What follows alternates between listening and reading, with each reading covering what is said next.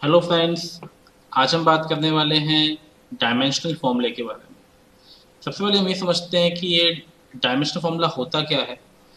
तो जो dimensional formula है ये क्या करता है, ये किसी भी फिजिकल क्वांटिटी को एक रेशनल सिस्टम में या एक मीट्रिक सिस्टम में उसको डिफाइन करने के लिए होता है। मतलब कि समझें हम कि जैसे फोर्स, अब फोर्स किसी भी टाइप का हो, चाहे ग्रेविटेशनल फोर्स हो, है ना, चाहे आपका न्यूक्लियर फोर्स हो, ठीक है, किसी भी टाइप का फोर्स होता है उसका एमएलटी या डायमेंशनल फॉर्मूला जो होता है वो सेम ही होता है। तो आइए हम देखते हैं कुछ फिजिकल क्वांटिटीज के डायमेंशनल फॉर्मूला कि उनको निकालते कैसे हैं हम। ठीक है, सबसे पहले बहुत इजी चीज देखते हैं अपन कि एरिया का डायमेंशनल फॉर्मूला क्या होता है। ठीक, एरिया की जो यूनिट होती है ये क्या होती है, मीटर स्क्वायर होती है। तो करना ये होता है आपको कि केवल हमको लिखना होता है जो बेसिक क्वांटिटीज हैं, फिजिकल क्वांटिटीज, उसको इस तरीके से एम एल टी। एम यहाँ पे मास है, एल यहाँ पे लेंथ है और टी क्या है, आपका टाइम है। इनकी एक्सपोनेंट हमने मान ली, एक की ए है, एक की बी है और एक की सी है। अब क्या करना है, आपको कंपेयर करना है इसकी एक्सपोनेंट्स को, पावर्स को इनकी एक्सपोनेंट्स। तो यदि हम इसको लिखें और अच्छे से, तो यहाँ पे क्या है, यहाँ पे तो केजी है ही नहीं, मास है ही नहीं है, तो क्या हो जाएगी इसकी पावर जीरो। मीटर की पावर टू होगी और सेकेंड भी नहीं है तो क्या होगा, जीरो होगा। तो जब हम कंपेयर करेंगे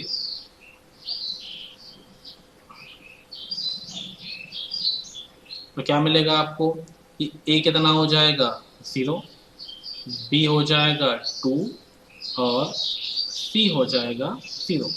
इसका मतलब ये है कि इसका जो एम एल टी बनेगा या जो डायमेंशन फॉर्मूला बनेगा वो हो जाएगा एल टू, या इसको लिख सकते हैं इस तरीके से भी हम कि M zero L two T zero. तो ये एरिया का डायमेंशनल फॉर्मूला हो गया। इसके बाद हम बात करते हैं सेकंड नंबर पे। ये भी इजी है आपका, वॉल्यूम। वॉल्यूम की यूनिट क्या होती है, मीटर क्यूब होती है। तो यहाँ पे ये सिंपल क्या हो जाएगा, ये हो जाएगा M zero L three and T zero. तो ये बहुत बेसिक चीज़ें थी। अब थोड़ा सा आगे बढ़ते हैं, बात करते हैं थर्ड नंबर पे, velocity. Velocity v is equal to कितना होता है, ये होता है आपका distance, sorry displacement by time, S by T. इसकी यूनिट क्या होती है, मीटर, इसकी होती है सेकंड। तो वेलोसिटी की जो एस आई यूनिट है क्या हो गई, ये हो गई मीटर पर सेकंड। आप कंपेयर कीजिए इसको, M A L B and T C. Compare करने पे क्या मिला अपन को, कंपेयर करने पे हमको ये मिला कि मास तो यहाँ पे है ही नहीं, तो m कितना हो जाएगा, जीरो। ध्यान रखिएगा, स्मॉल m जो होता है ये मीटर को शो करता है और जो कैपिटल M होता है ये मास को शो करता है, तो कंफ्यूज नहीं होएगा। ये हो जाएगा L, अब B कितना है, B हो जाएगा वन और C ये हो जाएगा माइनस वन। तो हमने देखा ये क्या हो जाएगा, M zero L one T minus one. इस टर्म को, ए को हमें कंपेयर करना है इस की पावर से। तो यहाँ ए कितना हो जाएगा आपका, है ही नहीं मास वहां पे, है ना। यहाँ पे केजी कितना है, लिखे दिए पंचा है, तो केजी नहीं है तो लिख सकते हैं केजी की power zero. A equal to कितना हो गया, जीरो। बी इक्वल टू कितना हो गया, वन। और सी इक्वल टू कितना हो गया, माइनस वन हो गया। इसके बाद नेक्स्ट हम बात करते हैं acceleration. A is equal to होता है, ये क्या होता है, change in velocity by time. ठीक है, तो ये क्या होता है, वेलोसिटी पर यूनिट टाइम। तो वेलोसिटी क्या होती है, मीटर पर सेकेंड। ठीक है, अपॉन टाइम की क्या हो जाएगी फिर से, सेकेंड, यहाँ पे पावर वन।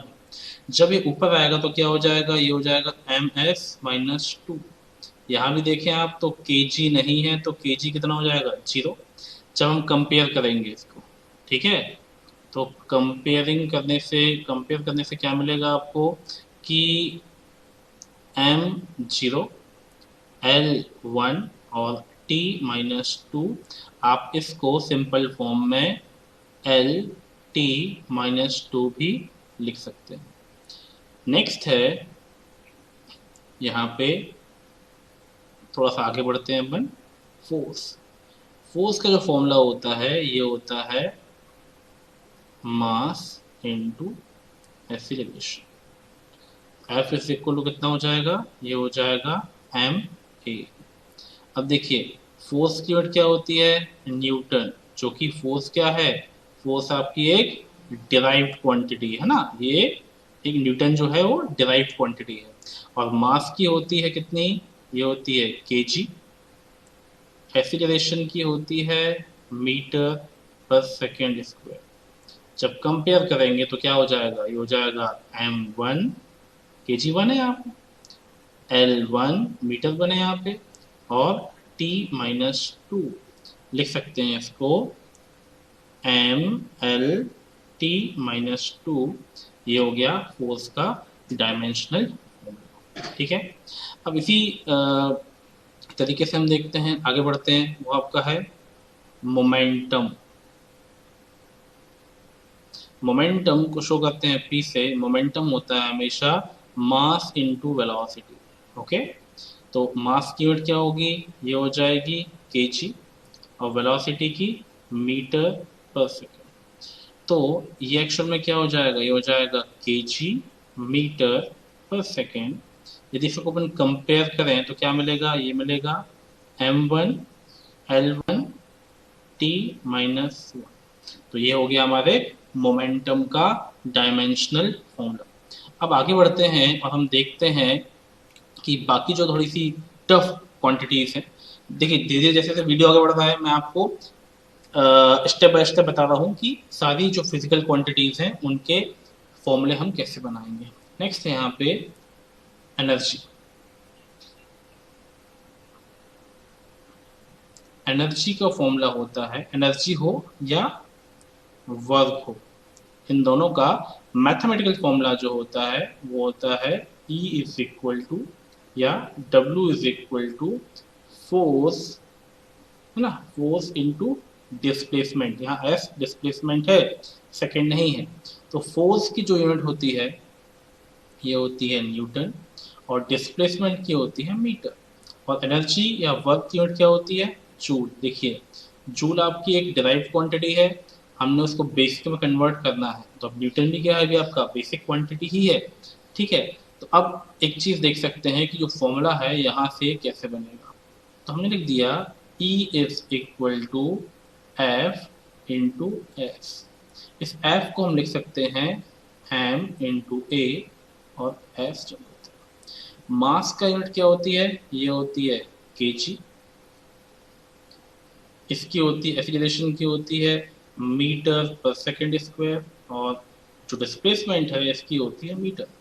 हमने पढ़ा हुआ है क्लास 7 में कि यदि मल्टीप्लिकेशन में बेस सेम होते हैं तो पावर्स हमेशा ऐड हो जाती हैं। तो ये हो जाएगा के जी m2s-2। जब हमने कंपेयर किया इसको तो क्या मिलेगा अपन को, ये हो जाएगा ML2T-2।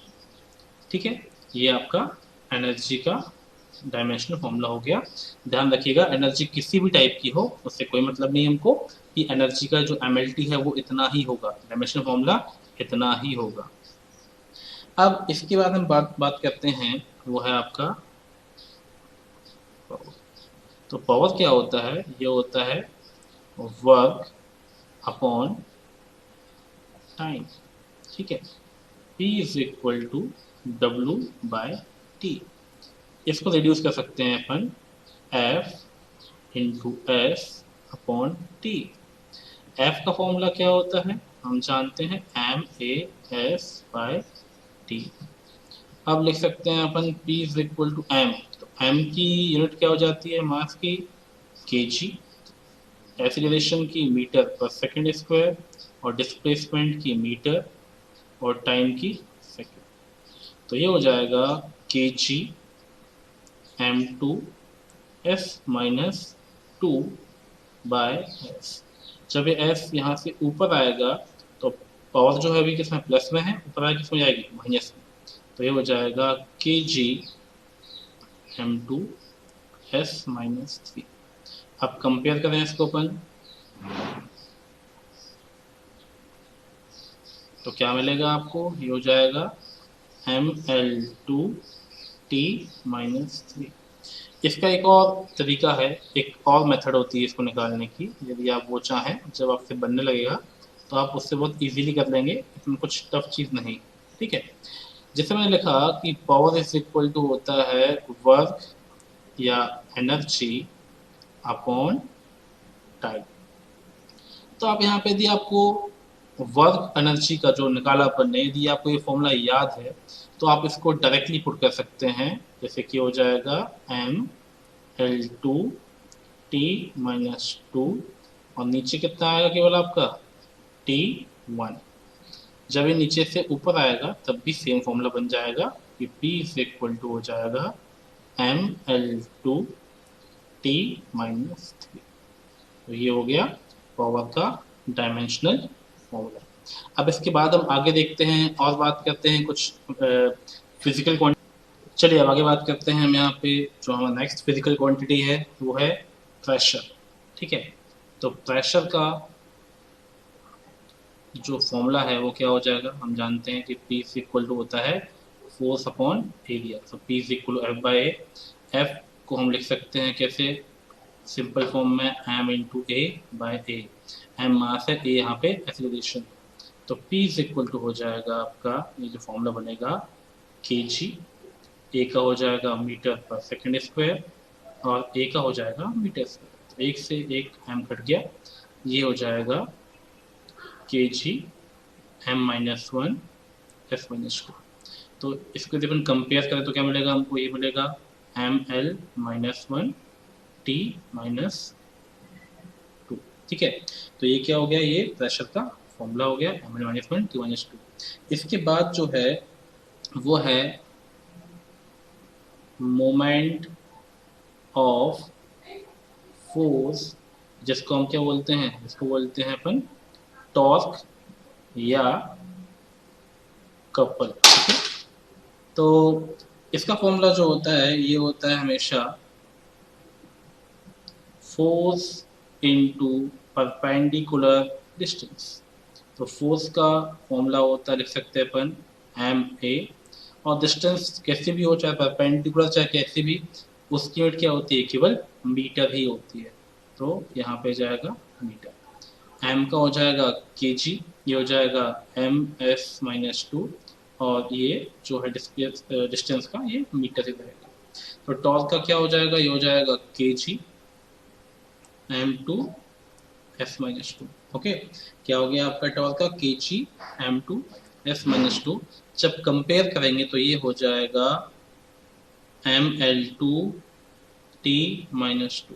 ये हो गया आपके मोमेंट ऑफ फोर्स या टॉर्क जिसको हम कहते हैं, उसका फॉर्मूला होगा।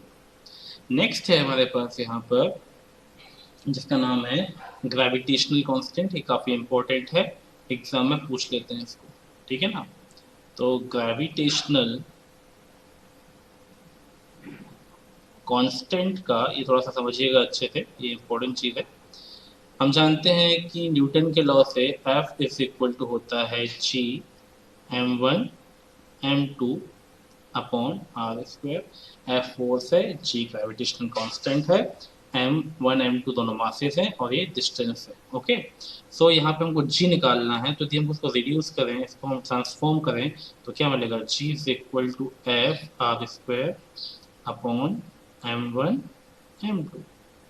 g इज इक्वल टू, अब f का फॉर्मूला क्या होता है, f इज इक्वल टू होता है ma, ये रहेगा आपका आर स्क्वायर और नीचे रहेगा m1 m2। अब इनकी हम वैल्यूज पुट करते हैं तो m क्या होता है, ये होता है kg मीटर पर सेकेंड स्क्वायर, और ये डिस्टेंस का स्क्वायर तो जाएगा मीटर स्क्वायर। नीचे क्या आएगा, ये हो जाएगा kg और यहाँ पर भी kg ही आएगा, एक से एक kg कट गया, तो g कितना हो जाएगा, ये हो जाएगा kg minus 1 m3 f-2। Compare करेंगे तो इसका जो ग्रेविटेशनल सॉरी इसका जो फॉर्मूला बनेगा ये बन जाएगा m-1 L3T माइनस 2। इसके बाद हम आगे बढ़ते हैं और बात करते हैं नेक्स्ट जो है आपका वो है इम्पल्स। इसका फॉर्मूला होता है फोर्स इंटू टाइम। फोर्स का इसको शो करते हैं आई से, आई इज इक्वल टू हो जाएगा M A into T. M की जो यूनिट होती है ये होती है के जी, ए की M S minus two and T की एस, तो ये हो जाएगा K G M S minus one. यहाँ पावर माइनस टू है, यहाँ वन है, तो माइनस टू से वन गया तो बचेगा वन।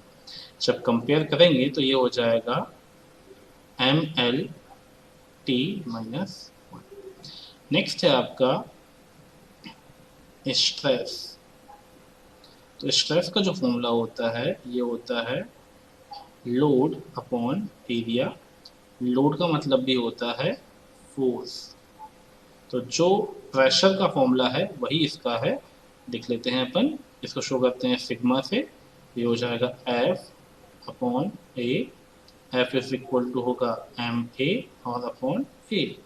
एम की यूनिट होती है के जी, इसकी होती है मीटर पर सेकेंड स्क्वायर, और ये होता है मीटर स्क्वायर, तो एक से एक मीटर कट गया। सिग्मा इज इक्वल टू हो जाएगा K G M minus one S minus two. जब कंपेयर करेंगे तो कितना मिल जाएगा आपको, ये मिल जाएगा M L minus one T minus two. I hope आपको इतना समझ में आ गया होगा। अब इसके बाद के जो हैं वो थोड़े से टिपिकल हैं, तो उनको हम इसके नेक्स्ट पार्ट में समझेंगे। ठीक है, आज के लिए इतनी करते हैं, फिर नेक्स्ट पार्ट में हम नेक्स्ट वीडियो में मैं इसके आगे बताऊंगा आपको, क्योंकि ये वीडियो क्या लेंथ जो हो रही काफ़ी ज़्यादा हो रही है। Thank you.